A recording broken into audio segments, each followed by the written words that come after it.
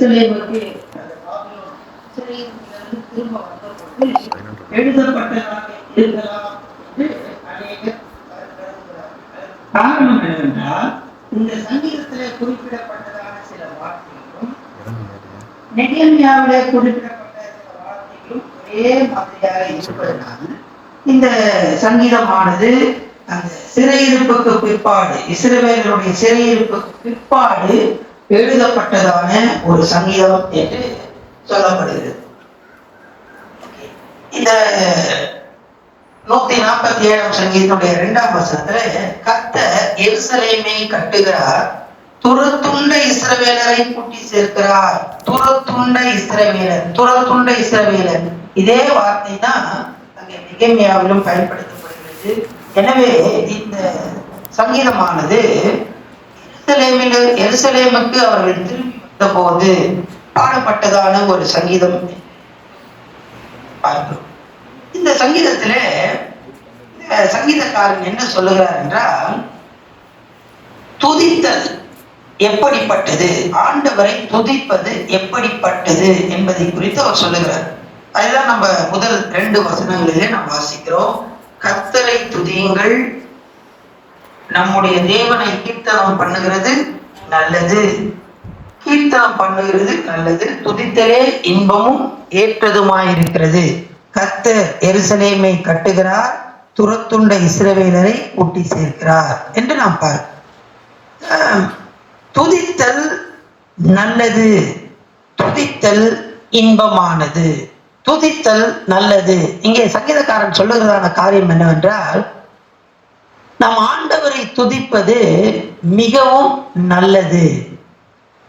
அது மட்டுமல்ல, அது இன்பமான காரியம். நாம் ஏன் ஆண்டவரை துதிக்க வேண்டும் என்றால், அது மிகவும் நல்ல காரியம். அடுத்தது, அந்த நாம் துதிக்கிறதான காரியம் அது மிகவும் இன்பமானது என்று இந்த இடத்துல சொல்லப்படுகிறதை நாம் பார்க்கிறோம். அப்படி என்றால் இந்த சங்கீதத்துல துதிப்பதை குறித்து ஒரு 3 காரியங்கள். ஏன் நான் துதிக்க வேண்டும், ஆண்டவர் என்ன செய்கிறார், துதிப்பதற்காக ஆண்டவர் என்ன செய்கிறார் என்று 3 காரியத்தை இந்த சங்கீதக்காரன் இந்த இடத்துல குறிப்பிடுகிறதை நாம் பார்க்கலாம். அது மட்டுமல்ல, துதிப்பது மட்டுமல்ல, துதிப்பதோடு கூட இணைந்ததான ஒரு காரியம், துதிப்பதோடு கூட இணைந்த காரியத்தையும் இந்த சங்கீதத்திலே நாம் பார்க்கிறோம். முதலாவதாக துதிப்பது. எதற்காக நான் ஆண்டவரை துதிக்க வேண்டும் என்றால், முதல் 6 வசனங்கள் இருதயம் நொறுங்குண்டவர்களை கர்த்தர், 3ஆம் வசனத்துல நான் வாசிக்கிறேன். இருதயம் நொறுங்குண்டவர்களை குணமாக்குகிறார், அவர்களுடைய காயங்களை கட்டுகிறார், அவர் நட்சத்திரங்களின் லக்கத்தை எண்ணி அவைகளுக்கு பேரிட்டு அழைக்கிறார். நம்முடைய ஆண்டவர் பெரியவரும் மகா பலனுள்ளவருமாய் இருக்கிறார், அவருடைய அறிவு அளவில்லாதது. கர்த்தர் சாந்த குணமுள்ளவர்களை உயர்த்துகிறார், தாழ்ந்தோரை தரை மட்டும் தாழ்த்துகிறார். இந்த பகுதியில எதற்காக நாம் துதிக்க வேண்டும் என்றால், ஆண்டவர் நொறுங்குண்ட இருதயத்தை குணமாக்குகிறார், நொறுங்குண்ட இருதயத்தை குணமாக்குகிறார். இந்த நாளிலும் கூட நாம் துதிக்கிறோம். நாம் ஏன் துதிக்க வேண்டும் என்றால், ஆண்டவர் நம்மளுடைய இருதயங்கள், நம்முடைய இருதயத்திலே காணப்படுறதான யாரும் அறியாத அந்த நொறுங்குண்ட பகுதியை ஆண்டவர் குணமாக்குகிறவராய் இருக்கிறார். இந்த நாளிலும் கூட நாம் வெளியே சொல்ல முடியாமல், நம்முடைய இருதயத்துக்குள்ள யாராலும் சொல்ல முடியாத இருக்கிறதான பிரச்சனைகளை கூட ஆண்டவர் குணமாக்குகிற தேவனாய் இருக்கிறார், குணமாக்குகிற தேவன். நான் ஏன் ஆண்டவரை துதிக்க வேண்டும் என்றால், ஆண்டவர் என் இருதயத்தை, என்னுடைய நொறுங்குண்ட இருதயத்தை அவர் குணமாக்குகிறார். இன்றைக்கு அநேக நேரங்களில நம்முடைய இருதயங்கள் சுக்குநூறாய் உடைந்து போகிறது. பல சூழ்நிலை நிமித்தமாக, பல நம்மளுடைய வாழ்க்கையிலே நாம் கடந்து வருகிறதான அந்த பாதைகளிலே நாம் நம்ப வைத்து நம்மளை ஏமாற்றுகிறார்கள். இப்படிப்பட்டதான சூழ்நிலையில நம்முடைய இருதயம் சுக்குநூறாய் உடைகிறது. அந்த நொறுங்குண்ட உடைந்து போயிருக்கிறதான அந்த இருதயத்தை ஆண்டவர் குணமாக்குகிற தேவனாயிருக்கிறார். 5ஆம் வசனத்துல நாம் வாசிக்கிறோம், நம்முடைய ஆண்டவர் அவர் பெரியவராயிருக்கிறார், அவர் பலமுள்ளவராயிருக்கிறார், அவருடைய அறிவு அளவில்லாதிருக்கிறது. நாம் ஏன் ஆண்டவரை துதிக்க வேண்டும் என்றால், அவர் பலனுள்ள தேவன். அவர் எப்படி பலனுள்ள தேவன் என்றால், நம்முடைய உடைந்து போன உள்ளங்களை, நம்முடைய உடைந்து போயிருக்கிறதான அந்த காரியத்தை அவர் நொறுங்குண்ட இருதயத்தை குணமாக்கி நம்முடைய காயங்களை கட்டுகிற ஒரு தேவனாய் இருக்கிறார். இன்னைக்கு உலகத்துல அநேகர் நம்மளை புரிந்து கொள்ளாமல் இருக்கிறாங்க. புரிந்து கொள்ளாமலே நம்மளை என்ன பண்றாங்க, காயப்படுத்துறாங்க. எந்த சூழ்நிலையில இருந்தாலும், எப்படிப்பட்ட அது காயமா இருந்தாலும், ஆண்டவர் நம்முடைய காயத்தை கட்டுகிறார், நம்முடைய அந்த இருதயத்தை குணமாக்குகிறார். எனவே ஆண்டவரை நாம் துதிக்க வேண்டும். அந்த துதிப்பது மாத்திரமே இன்பம், அந்த துதிப்பது மாத்திரமே அதற்கு ஏற்றதான ஒரு காரியம். நொறுங்குண்ட இருதயத்தை ஆண்டவர் குணமாக்குகிறார். அதற்கு ஈடாக நாம் என்ன செய்ய முடியும் ஆண்டவருக்கு என்று சொன்னால், துதிப்பதே இன்பமும் ஏற்றதுமாயிருக்கிறது. தாவீது சொல்லுகிறதை நாம் பார்க்கிறோம் வேத வசனத்துல. அவர் சொல்லுகிறார், ஆண்டவரே, நீர் எனக்கு செய்த நன்மைகளுக்கு ஈடாக நான் என்னத்தை ஆண்டவரே செய்தேன்? ரட்சிப்பின் பாத்திரத்தை எடுத்துக்கொண்டு நாமத்தை நான் ஆண்டவரை நான் துதிப்பேன், ஆண்டவரை துதிப்பேன். என்னுடைய இருதயத்தை, என்னுடைய நொறுங்குண்ட இருதயத்தை அவர் குணமாக்கி இருக்கிறார், என்னுடைய காயங்களை அவர் கட்டுகிறார். எனவே நான் செய்ய வேண்டிய ஒரே காரியம், ஆண்டவரை நான் துதிப்பேன். அடுத்தபடியாக இரண்டாவதாக 147ஆம் சங்கீதத்துல 7ஆம் வசனத்திலிருந்து 11ஆம் வசனம் வரைக்கும் பார்க்கிறோம். 7ஆம் வசனத்திலிருந்து 11ஆம் வசனம் வரைக்கும், கர்த்தரை துதியுடன் பாடி கொண்டாடுங்கள், நம்முடைய தேவனை சுரமண்டலத்தால் கீர்த்தனம் பண்ணுங்கள் என்று நாம் வாசிக்கிறோம். இந்த பகுதியில அந்த 7ஆம் வசனத்திலிருந்து 11ஆம் வசனம் வரைக்கும் நாம் பார்த்தோம்னா, துதியினுடைய அடுத்த பகுதியை இந்த இடத்துல சங்கீதக்காரன் சொல்லுகிறதை நாம் பார்க்கிறோம். முதல் துதித்ததில் இன்பம் ஏற்றது என்று சொன்னார். அந்த துதியிலே இன்னொரு ஒரு பகுதி, இது என்னவென்றால் துதித்து பாடுவது. துதித்து பாடுவதும் துதிதான், வாயிலே நம்ம ஆண்டவரை துதிப்பதும் துதிதான்.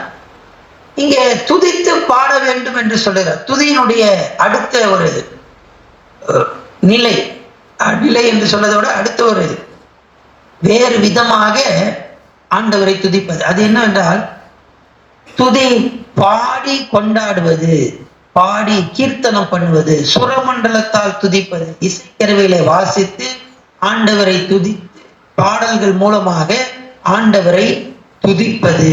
ஆண்டவரை இது எதற்காக அப்படின்னு சொன்னா, இப்போ ஆண்டவரை இவர் பாடி கீர்த்தனம் பண்றாரு. இது எதற்கு? முதல்ல ஆண்டவர் இருதயத்தை குணமாக்குகிறார், நொறுங்குண்ட இருதயத்தை குணமாக்குறார், காயம் கட்டுகிறார், அதனால் துதிக்கிறார். இப்பொழுது பாடல் மூலமாக, சுரமண்டல் மூலமாக, இசைக்கருவிகளை வாசித்து ஆண்டவரை துதிக்கிறார்.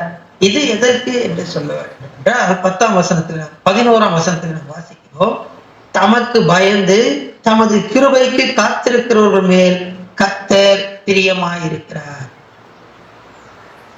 தமக்கு பயந்து தமது கிருபைக்கு காத்திருக்கிறவர்கள் மேல் கர்த்தர் பிரியமாயிருக்கிறார். இந்த பகுதியில இதனுடைய எதற்காக நாம் ஆண்டவரை இசைக்கருவிகள் மூலமாக பாடி துதிக்க வேண்டும் என்றால், கர்த்தருக்கு பயப்படுகிறவர்கள் மேல் அவர் பிரியமாயிருக்கிறார். அவருடைய கிருபைக்கு காத்திருக்கிறவர்கள் மேல் ஆண்டவர் பிரியமாய் இருக்கிறார். நாம் ஆண்டவருக்கு பயப்படுகிறவர்கள் மேல் இந்த துதித்தல் இன்பம் ஏற்றது, இசைக்கருவிகள் மூலமாக துதிப்பது ஆண்டவர் பிரியப்படுகிறார். இது என்ன அப்படின்னு சொன்னா, நம்ம ஆண்டவருக்கு பயந்து இது செய்யணும். ஆண்டவருக்கு பயந்து இத செய்யும் போது ஆண்டவர் இதை அங்கீகரிக்கிறவராய் இருக்கிறார். இங்க சொல்லப்படுகிறதான காரியம் என்னவென்றால், 8ஆம் வசனத்துல பாத்தீங்க அப்படின்னா, அவர் வானத்தை மேகங்களால் மூடி பூமிக்கு மழையை ஆயத்தப்படுத்தி மலையின் புல்லை முளைப்பிக்கிறார். அவர் மிருக ஜீவன்களுக்கும் கூப்பிடுகிற காக்கை குஞ்சுகளுக்கும் ஆகாரம் கொடுக்கிறார். அவர் குதிரைகளின் பலத்தில் விருப்பமாகிறார். வீரனுடைய கால்களில் பெரியப்படார். இப்படி சொல்லப்படுகிறது. இங்க இத மொத்தமா நம்ம பார்த்தோம் அப்படின்னு சொன்னா, ஆண்டவர் இயற்கை எல்லாம் அவருக்கு என்ன பண்ணுது? கீழ்ப்படுகிறது, பயந்திருக்கிறது. 4ஆம் வசனத்துல நாம் பார்க்கிறோம், அவர் நட்சத்திரங்களின் ரத்தத்தை எண்ணி அவர்களை பெயரிட்டு அழைக்கிறார். எல்லாமே அவருக்கு கீழ்ப்படுகிறது, பயந்திருக்கிறது. நட்சத்திரங்களை ஒருவரால எண்ண முடியாது, ஆனால் எல்லா நட்சத்திரத்தையும் ஆண்டவர் எண்ணி இருக்கிறார். லக்கத்தை எண்ணி அவைகளை பெயரிட்டு அழைக்கிறார். எல்லாம் அவருக்கு பயப்படுகிறது. வானம், பூமி, மேகங்கள், மலை, மிருக ஜீவன்கள், குதிரையின் பலம், இப்படி நிறைய காரியம் ஃபுல்லா அந்த பகுதியில நம்ம பார்த்தோம்னு சொன்னா எல்லாமே ஆண்டவருக்கு பயப்படுகிறது. ஆனா மனுஷன் ஆண்டவருக்கு பயப்படுகிறானா? ஆண்டவர் பிரியப்படுகிறதான ஒரு ஆராதனை அல்லது பிரியப்படுகிறதான ஒரு துதி, இது என்ன? இந்த துதி என்ன அப்படின்னு சொன்னா, ஆண்டவருக்கு பயந்து இந்த ஆராதனை, இந்த துதியை நம்ம செலுத்தும் போது அதில் அவர் பிரியப்படுகிற தேவனாயிருக்கிறார். முதலாவதாக வாயினாலே துதிப்பது. இந்த துதியில நல்லது, இன்பமானது. இது எதற்காக இதை நம்ம துதிக்கணும் அப்படின்னு சொன்னா, இருதயத்துல நொறுங்கொண்டதான அந்த இருதயத்தை ஆண்டவர் குணமாக்குகிறார், காயங்களை கட்டுகிறார். எனவே நாம் ஆண்டவரை துதிக்க வேண்டும். துதியினுடைய அடுத்த பகுதி பாட்டினாலே, இசைக்கருவினாலே துதிப்பது. இது எதுக்குப்பா இப்படி துதிக்கிறீங்க அப்படின்னு சொன்னா, அந்த சங்கீதக்காரன் சொல்றாரு, நான் எல்லா ஆண்டவருக்கு பயப்படுத்து, நானும் பயந்து நான் ஆண்டவரை துதிக்கிறேன். அப்படி துதிக்கும் போது இதுல ஆண்டவர் பிரியப்படுகிற தேவனாயிருக்கிறார். மூன்றாவதாக 12ஆம் வசனத்துல இருந்து நம்ம 20ஆம் வசனம் வரைக்கும் நம்ம வாசித்தோம் அப்படின்னு சொன்னா, 12ல இருந்து 20 வரைக்கும் வாசித்தோம் அப்படின்னு சொன்னா, இந்த பகுதியில 12ஆம் வசனம், எருசலேமே கர்த்தரை ஸ்தோத்திரி, சீயோனே உன் தேவனை துதி, சீயோனே உன் தேவனை துதி.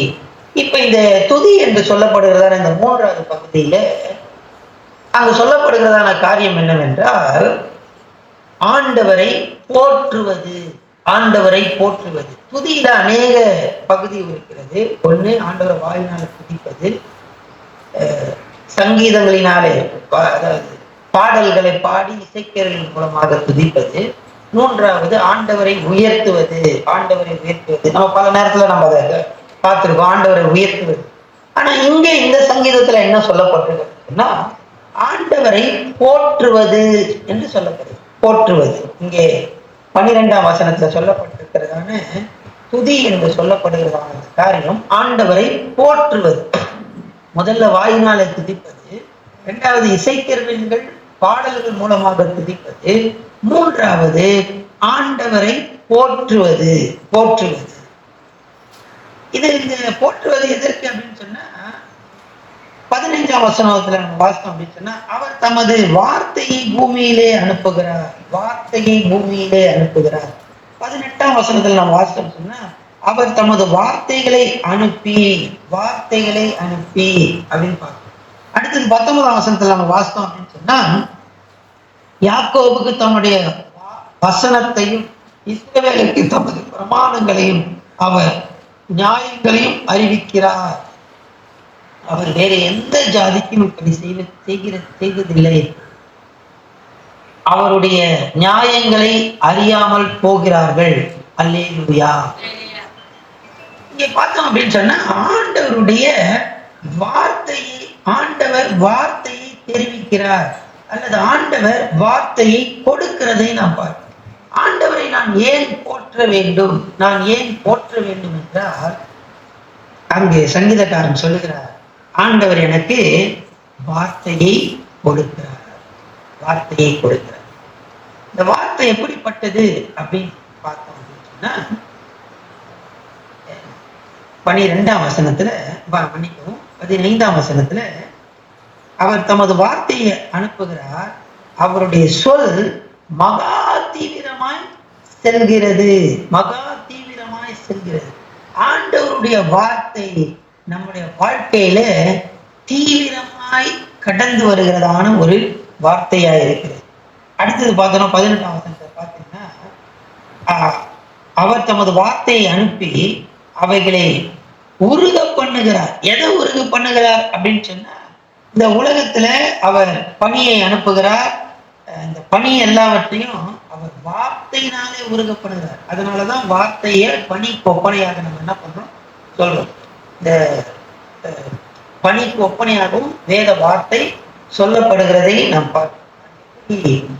பனி வானத்திலிருந்து இறங்கி அது விளை பயிர்களெல்லாம் நினைத்து அந்த விளைச்சலை நமக்கு கொடுக்கிறதோ அது போல வேத வசனமானது வானத்திலிருந்து அது இறங்கி மழைக்கும் சொல்லப்படுகிறது, பனிக்கும் அது என்ன பண்ணுது சொல்லப்படுது. ஏன்னா அந்த நாட்கள்ல, இந்த நாட்கள்ல நம்ம மழையை பார்க்கிறோம், அந்த நாட்களிலே அவர்கள் பனியின் மூலமாக தான் விவசாயத்தை செய்தார்கள். பனியின் மூலமாக தான் அநேக காரியங்களை விளைவித்தார். சோ இந்த பனி போல இறங்குகிறதான இந்த வேத வசனம் அது என்ன செய்கிறது என்றால், நம்மளுடைய இருதயத்துக்குள்ளாக ஊடுருவி சென்று நம்முடைய வாழ்க்கையை அது மாற்றுகிறதா இருக்கிறது. அதனால நான் ஆண்டவரை போற்றுவேன், ஆண்டவரை போற்றுவேன். முதல்ல நான் ஆண்டவரை துதிப்பேன். எதனால அப்படின்னு சொன்னா, என்னுடைய இருதயத்தை, நொறுங்குண்ட இருதயத்தை அவர் குணமாக்குகிறார், என்னுடைய காயத்தை கட்டுகிறார். அதனால ஆண்டவரை நான் துதிப்பேன் துதிப்பேன் துதிப்பேன் என்று கூறப்பட்டது. இரண்டாவதாக, ஆண்டவரை நான் பாடல்கள் மூலமாக துதிப்பேன்.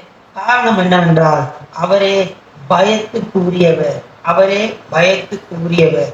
அவருக்கு இந்த உலகத்துல இருக்கிற எல்லாம் பயந்து கீழ்ப்படுகிறது. நானும் பயந்து அவருடைய கிருபைக்கு காத்திருக்கிறேன். மூன்றாவதாக, ஆண்டவரை நான் போற்றுகிறேன். எதற்காக ஆண்டவரை போற்றுகிறேன் என்றால், அவர் வசனத்தை அனுப்புகிறார். அந்த வேத வசனங்கள் எனக்கு என்னுடைய வாழ்க்கையிலே கடந்து வந்து என்னுடைய வாழ்க்கையை அது மாற்றுகிறதா இருக்கிறது. 20ஆம் வசனத்தை சொல்லப்படுகிறது, அவர் வேற எந்த ஜாதிக்கும் இப்படி செய்ததில்லை. ஜாதி என்றால் நம்ம ஊர்ல இருக்கிறதான அப்படிப்பட்ட ஜாதிகள் இல்ல, ஆல் நேஷன்ஸ், எல்லாம் இந்த உலகத்துல இருக்கிறதான எல்லா மக்களுக்கும் வேற எந்த ஜாதி, உலகத்துல இருக்கிறதான மற்ற வேற எந்த நேஷன் அப்படி செய்ததில்லை. அவர் தம்முடைய பிள்ளைகளுக்கு அவருடைய நியாயம், அவருடைய பிள்ளைகளுக்கு ஆண்டவர் அப்படி செய்கிறார். ஆனால் அந்த நியாயங்களை அதை ஏற்றுக்கொண்டதான அந்த வசனத்தை அனுப்புகிறதான அந்த பிள்ளைகள் அதை அறியாமல் போகிறார்கள். இன்றைக்கு அந்த வேத வசனத்தை நாம் ஏற்றுக்கொள்ளுகிறவர்களாய் இருக்கிறோம். கொஞ்சம் யோசித்து பாரு. ஆண்டவருக்கு நாம் பயப்படுகிறவர்களாய் இருக்கிறோம். ஆண்டவர் நம்முடைய இருதயங்களின் காயங்களை கட்டுகிறார். ஆண்டவரை துதிக்க வேண்டும். அவருக்கு உலகத்தில் இருக்க நான் கீழ்ப்படுகிறது. பயந்து ஆண்டவருக்கு துதிகளை பாடல்கள் மூலமாக, துதிகளின் இசைக்கருவிகள் மூலமாக துதிகளை நான் ஏறெடுக்கிறேன். மூன்றாவது, ஆண்டவரை நான் போற்றுகிறேன். நான் போற்றுகிறேன். ஆண்டவரை ஏன் நான் போற்ற வேண்டும் என்றால், அவர் வசனத்தை நமக்கு அனுப்புகிறார். அந்த வசனத்தின் மூலமாக நான் கட்டப்படுகிறேன். அந்த வசனம் என்னை போஷிக்கிறது, அந்த வசனம் என்னை உயிர்ப்பிக்கிறது. வேற யாருக்கும் இப்படி ஆண்டவர் செய்யல, நமக்கு மாத்திரம் ஆண்டவர் செய்கிறார். எனவே நாம் ஆண்டவரை துதிக்க வேண்டும். ஆண்டவரை இசைக்கருவியின் மூலமாக ஆண்டவரை துதிக்க வேண்டும். ஆண்டவரை போற்றி ஆண்டவரை துதிக்க வேண்டும். தேவன் தாமே இப்படிப்பட்ட கிருபைகளை நமக்கு கட்டிடுவார். கண்களை மூடி நம்ம கர்த்தரை நோக்கி நம்ம பார்க்கலாம். எல்லாரும் அப்படியே நம்ம கண்களை மூடலாம்.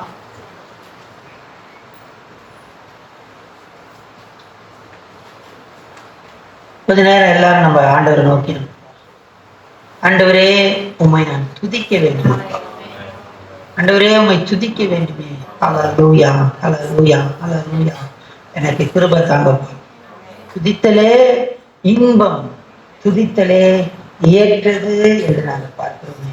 ஆண்டவரே, அப்படிப்பட்ட துதியை நீர் எங்கள் வாழ்க்கையிலே கட்டளையிலே கேட்கிறோம். நாங்கள் ஏன் துதிக்க வேண்டும்?